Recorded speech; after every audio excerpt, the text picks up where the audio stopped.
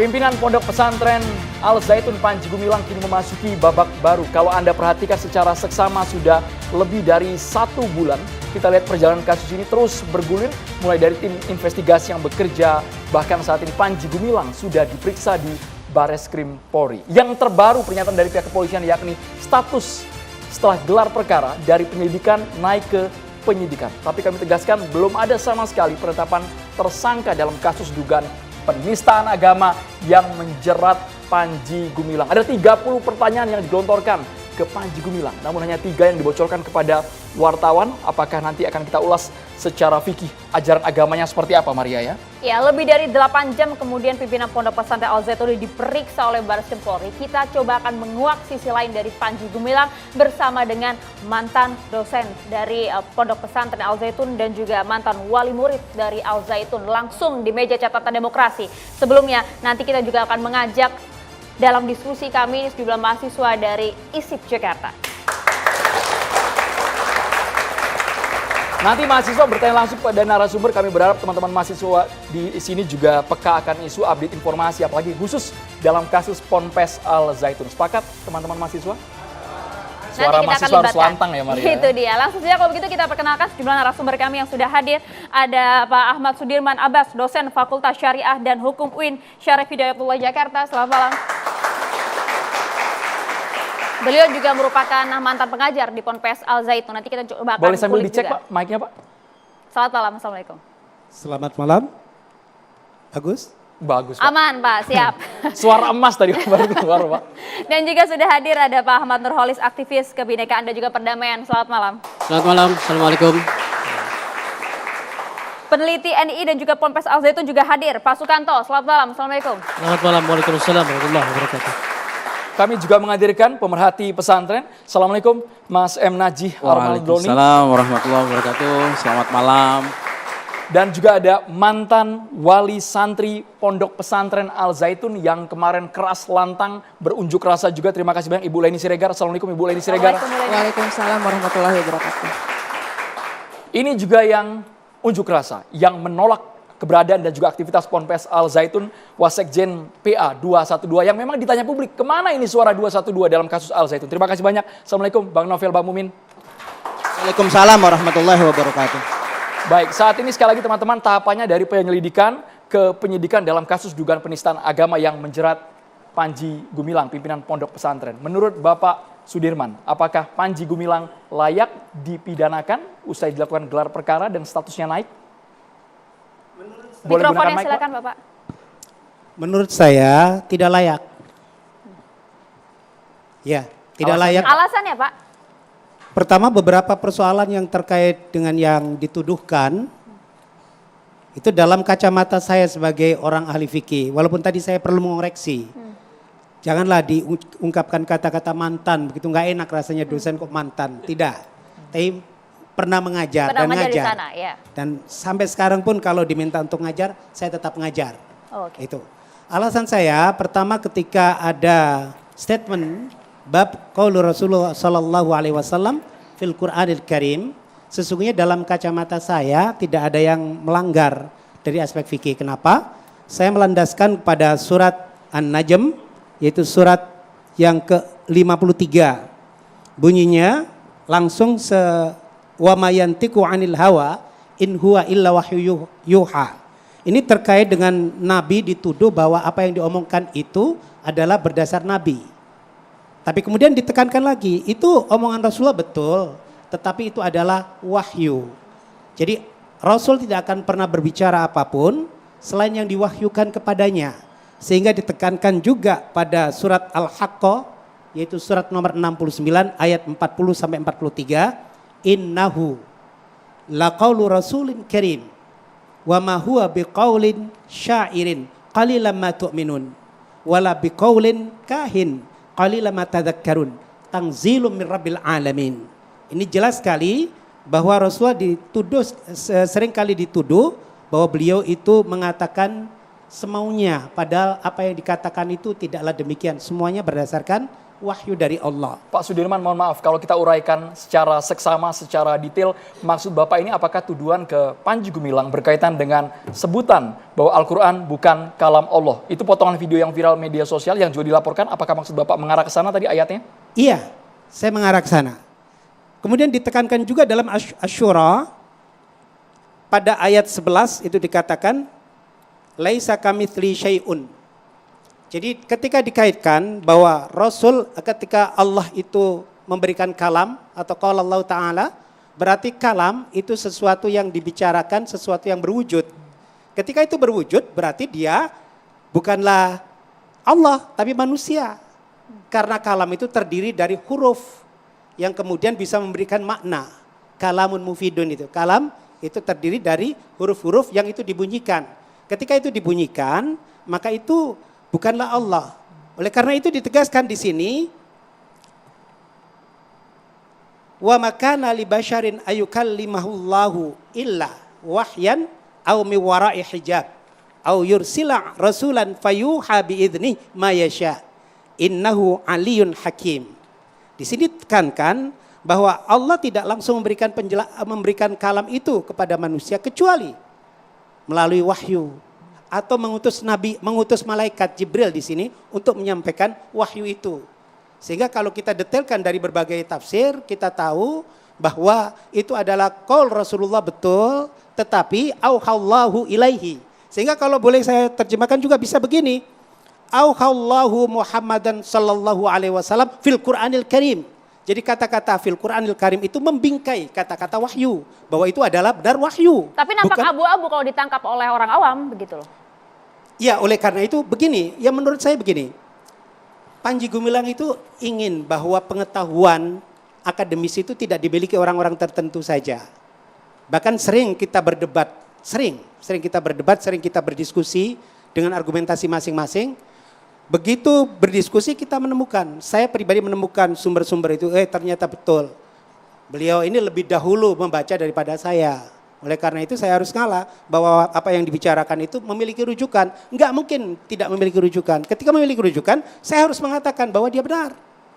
Itu bab qaul Rasulullah sallallahu alaihi wasallam. Tapi nyatanya Pak Sudirman, mohon maaf, apa yang disampaikan dalam pidato, cuplikannya jelas bisa diakses oleh seluruh masyarakat. Tidak ada tafsir seperti itu yang detail yang tadi Bapak sebutkan di potongan video Al Zaitun. Yang diucapkan oleh Panji Gumilang. Ia gamblang, sekali kami tangkap, menegaskan bahwa Al-Quran bukan kalam Allah, tapi merupakan karangan Nabi Muhammad. Itu yang ditangkap oleh publik, Pak. Beda sama tafsir Bapak barusan. Betul. Itulah karena yang keliru Bapak apa Panji Gumilang nih? Bukan. Untuk itulah saya hadir ke sini. Saya terpanggil untuk memberikan penjelasan. Karena kita tidak terpenggal-penggal. Kita itu utuh menerimanya. Kita itu langsung diskusi. Kita berdebat, kita berdialog. Anda cukup dekat dengan Panji Gumilang? Dekat dalam pemikiran. Ketika harus umpamanya saya salah, saya ngakuin salah. Saya harus baca kembali. Begitu. Oke. Anda bisa menjelaskan sosok Panji Gumilang ini seperti apa? Karena tidak hanya mengenai Al-Quran yang kemudian disebut-sebut sebagai kalam Rasul dan lainnya yang sudah Anda jelaskan, tapi banyak juga beberapa kontroversi lain di Ponpes Al Zaitun. Iya, sebut saja apa? Supaya saya tidak kemana-mana. Gitu. Supaya ya, mengenai saya sholat fokus. yang berjarak, kemudian azan juga dan salam begini. Israel dan lain-lain. Satu dulu ya, yang berjarak dulu. Yang saya pahami, karena saya ngajar di sana, kemudian saya juga sholat di sana, Masjid Rahmatan lil Alamin itu ukurannya besar. Kemudian ketika ada COVID-19, itu ada kebijakan untuk ada distance atau jarak. Jarak yang dimungkinkan itu berdasarkan konsultasi ya pada para pakar yang ada di situ, bagian kesehatan, adalah ukuran 2 meter. Seperti itu. Pada saat COVID, namun pada hingga saat COVID, ini masih. Betul, pada saat, nanti dulu. Pada saat COVID itu. Lalu kemudian ada kebijakan untuk membuat kursi. Kursi 10.000 langsung. Untuk apa? Karena ketika beliau itu membicarakan sesuatu atau konsep-konsep atau gagasan, lebih kepada pemahaman yang harus kita memerlukan duduk lebih dari 2 jam. Dan seringkali mereka yang duduk di bawah itu bangkit kembali susah. Oleh karena itulah diambil kebijakan untuk membuat kursi. Dan kemudian sajadahnya pun agak lebar. Saya kemudian tertarik, saya juga membeli sajadahnya. Kenapa? Karena nyaman. Karena batasan sajadah itu adalah untuk kita nyaman dalam sholat. Sholat itu untuk Anda ketenangan. beli dengan harga berapa Pak? Mohon maaf. Saya membelinya dengan harga 1,5 juta. Itu yang sempat disebutkan juga oleh Bu Leni Iya, pada saat kemarin saya membeli. aksi. Oke. Dan minta ditunjukkan, saya tunjukkan. Boleh Pak sambil diangkat Iya. dulu, coba. Kesini kan. Kami bantu Pak ya, Iya. sejadahnya Pak. Sebenarnya soal jarak ini juga masih kontroversi Pak sampai Betul. sekarang. Kalau Bapak mengatakan alasannya pandemi COVID-19 Pak, tapi Iya. nyatanya kalau videonya bisa kami putar lagi, oke berjarak. Tapi nyatanya tidak ada yang pakai masker sama sekali Pak jemaah di sana. Iya. Iya, Ambil, oke. Pak ya, ini sejadahnya Pak. Kenapa tidak pakai masker? Jarak yang dimungkinkan untuk bisa tertularnya COVID-19 itu sudah diukur. Sampai kemudian ukurannya itu mulai dari lantai dasar sampai keluar. Sampai sekarang pun boleh kita lihat ada semacam semen yang diperuntukkan untuk ukuran sajadah ini. Iya, iya, iya. Ya. Ini sajadah yang dimaksud ya Pak ya. Anda Iya, beli ini dengan ya, harga iya. 1.500.000 Betul. langsung di Ponpes Al Zaitun. Iya, saya Menurut membelinya. Anda ini harga yang wajar Pak untuk sebuah Kalau sajadah menurut seperti ini? saya kan juga ingin berinfak dong. Wajar kalau kemudian 1,5 juta. Oh, artinya memang harga 1,5 juta itu memang ada bagian dari infak, dijelaskan Betul. oleh Panji Gumilang. Iya, saya menerimanya dan saya membelinya karena saya tertarik. Bahkan saya membeli 2, ada 3 bahkan. Baik, banyak Pak sebenarnya yang ingin kami dalami itu aliran dana, kemudian Iya. rekening yang jumlahnya fantastis. Tapi kami ingin ke Mas Najib terlebih dahulu. Ada 2 Oke. poin tadi Mas, soal tadi ayat-ayat yang sudah dibacakan karena kita lebih enak ini pemahamannya saling orang yang saling mengerti agama ya, memahami. Maria ya. Iya. Orang yang betul-betul mendalami. Apakah Anda Respon sepakat Anda, dengan Mas penjelasan Pak Sudirman? Baik, terima kasih. Jadi gini, sebelum saya menjawab secara teknis hukum, saya mau bicara lebih luas, peta lebih luasnya. Jadi gini, kalau kita baca genealogi Panji Gumilang ini kan sebetulnya melalui Az-Zaitunnya adalah reorganisasi dari NII. Jadi NII ini dulu didirikan oleh Kartosuwiryo, kemudian digantikan oleh Daud Bereh, kemudian ada Jailani, dan setelah ada Jailani itu digantikan oleh Panji Gumilang. Tahun 1962 perjuangan militer sudah gagal. Karena itu NII melakukan reorganisasi, salah satunya dengan membentuk diantaranya waktu itu MIM ya, Indonesia Membangun, Masyarakat Indonesia Membangun, kemudian juga YPI, Yayasan Pesantren Indonesia, yang kemudian membawahi Az-Zaitun. Nah begini, kalau kita lihat dari situ, maka kita bisa tahu bahwa psikologi Panji Gumilang itu sebetulnya adalah psikologi seorang imam negara Islam Indonesia. Itu saya kira menjadi catatan Meski penting. dibantah oleh dia ya? Dan kemudian karena itu, karena dia ini imam NII, maka dia merasa punya otoritas untuk mentafsirkan ulang agama. Ya. Itu kalau kita lihat di sini, maka kita akan tahu kemudian persoalan-persoalan teknisnya. Kalau penyimpangan agama, saya kira sudah sangat terang-terangan, gitu. Misalnya saja ya, Yang dua poin tadi, Gus misalnya, Najib, mohon maaf. Panji Gumilang mengatakan bahwa Al-Quran itu bukan kalamullah. Ini kan sudah jelas menyimpang. Tapi tadi dijelaskan maksudnya Iya, bukan begini seperti- makanya. Ayatnya Sebentar, dulu ya, sebentar, ayatnya sebentar, dulu ya. sebentar, jangan Iya. dipotong, gantian, Bukan dipotong, gantian. Tapi ayatnya Gantian. itu. Lihat ayatnya, baca dulu ayatnya. Jangan ngotot. Ayatnya dulu. Loh, siapa yang ngotot? Nanti kami Enggak, berikan giliran giliran, ayatnya Kita dulu baca. berikan Giliran kesempatan bicara dulu untuk siapa? menjelaskan nanti ya, kami Pak. berikan waktu ke Pak Sudirman untuk menepis Dosen harus sanggahannya. tahu etika. Silakan Dia Pak tahu Najib. etika. Nah, gini Pak, Harus berdasarkan data juga. selama ribuan tahun dari mulai Islam ini diturunkan, sudah tidak diragukan lagi dan tidak ada perbedaan pendapat dari jumhur umat Islam bahwa Al-Quran itu adalah kalamullah. Mungkin dalam catatan sejarah satu-satunya yang mengatakan bahwa Al-Quran itu makhluk itu hanya Mu'tazilah, kelompok Mu'tazilah, dan itu sudah habis sekarang.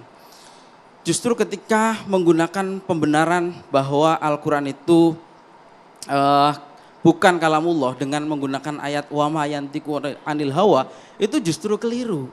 Kenapa? Karena orang-orang Quraisy itu menganggap atau menuduh bahwa Nabi Muhammad itu mengarang sendiri agamanya.